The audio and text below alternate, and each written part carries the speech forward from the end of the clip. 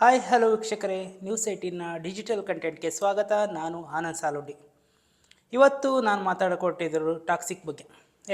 ಟಾಕ್ಸಿಕ್ಕು cinema ಶುರುವಾದಾಗಿಂದ ಸಾಕಷ್ಟು sound ಮಾಡ್ತಾಯಿದೆ, ದಿನಕ್ಕೊಂದು ಸುದ್ದಿ ಬರ್ತಾನೆ ಇತ್ತು. ಇನ್ನು ಶೂಟಿಂಗ್ ಟೈಮಲ್ಲಂತೂ ಈ ಸಿನಿಮಾ ಬಜೆಟ್ 500 ಕೋಟಿ ಆಗ್ತಾ ಇದೆಯಂತೆ, ಅಂದ್ಕೊಂಡಿದ್ದಕ್ಕಿಂತ ಜಾಸ್ತಿ ಆಗ್ತಾ ಇದೆಯಂತೆ, ಹಿಂಗಾದರೆ ಕಷ್ಟ ಅಂತೆ ಅನ್ನೋ ಟಾಕ್ ಎಲ್ಲ ಬರ್ತಾಯಿತ್ತು. ಆದರೆ ಈಗ ಟಾಕ್ಸಿಕ್ದು ಟ್ರೈಲರ್ ಎಲ್ಲ ರಿಲೀಸ್ ಆಗಿದೆ, ಕಂಟೆಂಟ್ ರಿಲೀಸ್ ಆಗಿದೆ. ಈಗ ಟಾಕ್ಸಿಕ್ ರಿಲೀಸ್ಗೆ ಇನ್ನೊಂದು 4-5 ದಿನ ಇದೆ. ಈಗ 500 ಕೋಟಿಯ ಬಜೆಟ್ನ ಈ ಸಿನಿಮಾ ರಿಲೀಸ್ಗೂ ಮುಂಚೆನೇ ಎಷ್ಟು ಗಳಿಸಿದೆ ಗೊತ್ತಾ? ರಾಕಿ ಬಾಯ್ ಜೇಬ್ಗೆ ಎಷ್ಟು ಲಾಭ ಬರ್ತಾ ಇದೆ ಗೊತ್ತಾ? ಅದ್ರ ಬಗ್ಗೆ ಮಾತನಾಡ್ತಾ ಹೋಗೋಣ. ಟಾಕ್ಸಿಕ್ ಟೀಸರ್ ರಿಲೀಸ್ ಆದಾಗಲೇ ಇಂಡಸ್ಟ್ರಿಯ ತುಂಬ ತಿಳ್ಕೊಂಡಿರೋರಿಗೆ ಅಥವಾ ಯಶ್ಗೆ ಆತ್ಮೀಯರಾದವ್ರಿಗೊಬ್ರು ಕಾಲ್ ಮಾಡಿದಾಗ ಟೇಬಲ್ ಬಿಸ್ನೆಸ್ಸೇ 750 ಕೋಟಿ ಇದೆ, ಆಲ್ರೆಡಿ ಒಂದು 250ರಿಂದ 300 ಕೋಟಿ ಲಾಭದಲ್ಲಿದೆ ಅಂತ ಹೇಳ್ತಾಯಿದ್ರು. ಈಗ ಟ್ರೈಲರ್ ರಿಲೀಸ್ ಆದಮೇಲಂತೂ ಟಾಕ್ಸಿಕ್ ಬೂಮ್ ಆಗಿದೆ. ವರ್ಲ್ಡ್ ವೈಡು ಟಾಕ್ಸಿಕ್ ಬಗ್ಗೆ ಸಖತ್ ಪಾಸಿಟಿವ್ ಟಾಕ್ ಆಗ್ತಾಯಿದೆ. ಅದರಲ್ಲೂ ಹಾಲಿವುಡ್ ಇಂಗ್ಲೀಷ್ನಲ್ಲೂ ಟ್ರೈಲರ್ ರಿಲೀಸ್ ಆಗಿರೋದ್ರಿಂದ ಇದೊಂದು ಹಾಲಿವುಡ್ ಸಿನಿಮಾ ಅನ್ನೋ ಒಂದು ಟಾಕ್ ಬರ್ತಾಯಿದೆ. ಸದ್ಯಕ್ಕೆ ಟಾಕ್ಸಿಕ್ ರಿಲೀಸ್ಗೆ ಇನ್ನೊಂದು 6 ದಿನ ಇದೆ.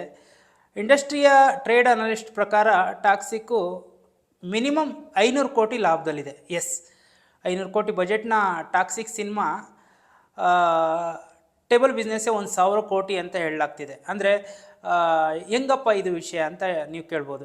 ಟಾಕ್ಸಿಕ್ನ ಏನು ತೆಲಂಗಾಣ ಮತ್ತು ಆಂಧ್ರದ ಏನು ಡಿಸ್ಟ್ರಿಬ್ಯೂಷನ್ ರೈಟ್ಸ್ ಏನಿದೆ ಅದೊಂದು 150 ಕೋಟಿ ಅಂತ ಲೆಕ್ಕಾಚಾರ ಹಾಕ್ಲಾಗ್ತಿದೆ. ಹಾಗೆಯೇ ತಮಿಳು ಮತ್ತು ತೆಲುಗು ಮಲಯಾಳಂನಿಂದ ಸೇರಿ ಒಂದು 100 ಕೋಟಿ, ಕನ್ನಡದಿಂದ ಒಂದು 100 ಕೋಟಿ, ಅಲ್ಲಿಗೆ ಒಂದು 350 ಕೋಟಿ ಇಲ್ಲೇ ಆಯಿತು.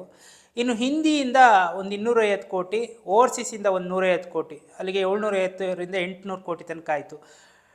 ಡಿಜಿಟಲ್ ಮತ್ತು ಸ್ಯಾಟ್ಲೈಟು 250 ಕೋಟಿ ತನಕ ಅಂದರೆ ಅಲ್ಲಿಗೆ 1000 ಕೋಟಿ, ಅಲ್ಲಿಗೆ 500 ಕೋಟಿ ಖರ್ಚಾಗಿದ್ದರೆ 500 ಕೋಟಿ ವಿತೌಟ್ ರಿಲೀಸ್ಗೂ ಮುಂಚೆ, ಅಂದರೆ ಸಿನಿಮಾ ರಿಲೀಸೇ ಆಗಿಲ್ಲ, ಒಂದು ಶೋನು ಪ್ರದರ್ಶನ ಕಂಡಿಲ್ಲ, ಆಗಲೇ 500 ಕೋಟಿ ರಾಕಿ ಬಾಯ್ ಗಳಿಸಿದರೆ, ಅಂದರೆ 1000 ಕೋಟಿ ತನಕನೂ ಬಿಸ್ನೆಸ್ ಮಾಡಿದೆ ಅನ್ನೋದು ಇಂಡಸ್ಟ್ರಿಯ ಟ್ರೇಡ್ ಅನಲಿಸ್ಟ್ಗಳ ಮಾತು.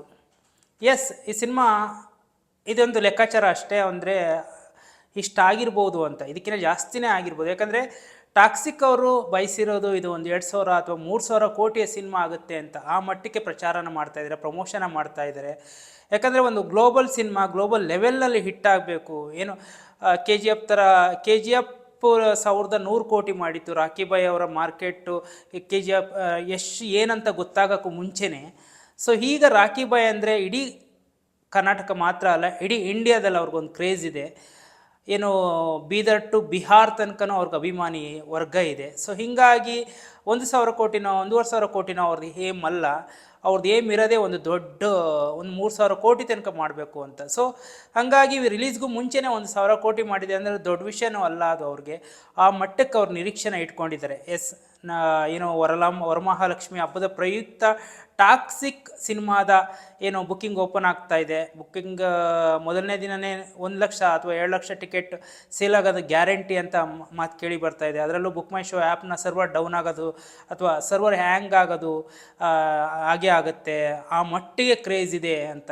ಸೊ ಇನ್ನು 26ನೇ ತಾರೀಕು ಅರ್ಲಿ ಮಾರ್ನಿಂಗ್ ಶೋ ಏನು ಫ್ಯಾನ್ ಶೋ ಇರ್ತವೆ, ಆ ಶೋಗಳು ಮಾತ್ರ ಇರುತ್ತೆ. ಹಿಂದಿನ ದಿನ ಪ್ರೀಮಿಯರ್ ಶೋಗಳು ಇರೋ ಡೌಟು ಅನ್ನೋದು ಈ ಸದ್ಯಕ್ಕೆ ಕೇಳಿ ಬರ್ತಾ ಇರೋ ಮಾತು.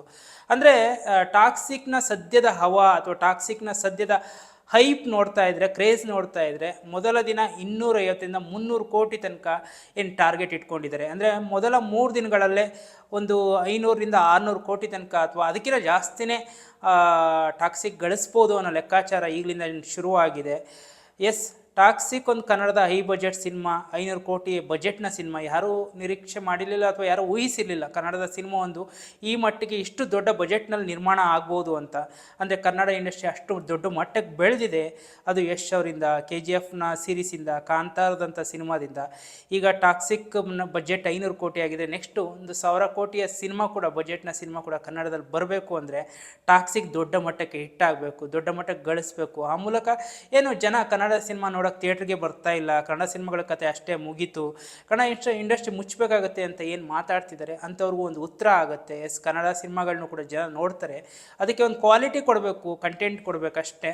ಜನ ಥಿಯೇಟ್ರಿಗೆ ಎದ್ದು ಓಡಿ ಬರಬೇಕು ಅಂದರೆ ಸಿನಿಮಾ ಚೆನ್ನಾಗಿರಬೇಕು. ಅಲ್ಟಿಮೇಟ್ ಆಗಿ ಆ ಭಾಷೆ ಸಿನಿಮಾ, ಈ ಭಾಷೆ ಸಿನಿಮಾ ಅಥವಾ ಇನ್ಯಾವುದೋ ಸಿನಿಮಾದಿಂದ ಸ್ಪರ್ಧೆ ಆಗ್ತಾ ಇದೆ, ಅಥವಾ OTT ಇಂದ ತೊಂದರೆ ಆಗ್ತಾ ಇದೆ, ಅಥವಾ ಇನ್ಯಾವುದೋ ತೊಂದರೆ ಆಗ್ತಿದೆ ಅಂತ ಹೇಳೋಕ್ಕಾಗಲ್ಲ. End of the day cinema ಚೆನ್ನಾಗಿರಬೇಕು. ಸಿನಿಮಾ ಚೆನ್ನಾಗಿದ್ರೆ ಅದು ದೊಡ್ಡ ಮಟ್ಟಕ್ಕೆ ನೋಡಿಸ್ಕೊಳ್ಳುತ್ತೆ. ಟಿಕೆಟ್ ಪ್ರೈಸ್ 1000-2000 ಆದರೂ ಕೂಡ ಜನ ಕೊಟ್ಟು ನೋಡ್ತಾರೆ ಅನ್ನೋದಕ್ಕೆ ಈಗಾಗಲೇ ಸಾಕಷ್ಟು ಉದಾಹರಣೆಗಳಿವೆ. ರೀಸೆಂಟಾಗಿ ಒಡಿಸ್ಸಿ ಅನ್ನೋ ಸಿನಿಮಾ ಬಂತು, ಅದು ಐಮ್ಯಾಕ್ಸ್ ವರ್ಷನಲ್ಲಿತ್ತು. ಮಿನಿಮಮ್ ಬೆಂಗಳೂರಿನಲ್ಲೇ ಐಮ್ಯಾಕ್ಸ್ ವರ್ಷನ್ ನೋಡಬೇಕಂದ್ರೆ 1800 2000 3000 ತನಕ ಇತ್ತು.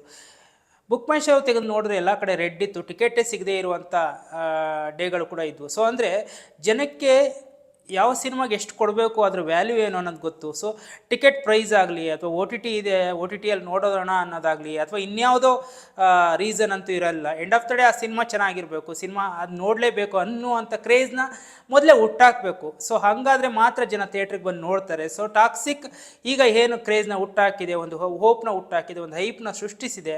ಆ ಸಿನಿಮಾ ಬಾಕ್ಸ್ ಆಫೀಸ್ನ ಧೂಳು ಎಬ್ಬಿಸ್ಲಿ, ಆ ಮೂಲಕ ಕನ್ನಡ ಚಿತ್ರರಂಗಕ್ಕೆ ಒಂದು ಆಶಾಕಿರಣವಾಗಿ ನಿಲ್ಲಿ. ಯಾಕಂದರೆ ಈ ವರ್ಷ 136 ಸಿನಿಮಾಗಳು ರಿಲೀಸ್ ಆಗಿದ್ರು ಕೂಡ ಯಾವ ಸಿನಿಮಾನೂ 100 ಕೋಟಿ ದಾಟಿಲ್ಲ, ಅಥವಾ 10-15 ಕೋಟಿನೂ ಕೂಡ ದಾಟಿಲ್ಲ. ಆ ಮಟ್ಟಕ್ಕೆ ಒಂದು ಬರಗಾಲವನ್ನು ಎದುರಿಸ್ತಾ ಇದ್ದೀವಿ.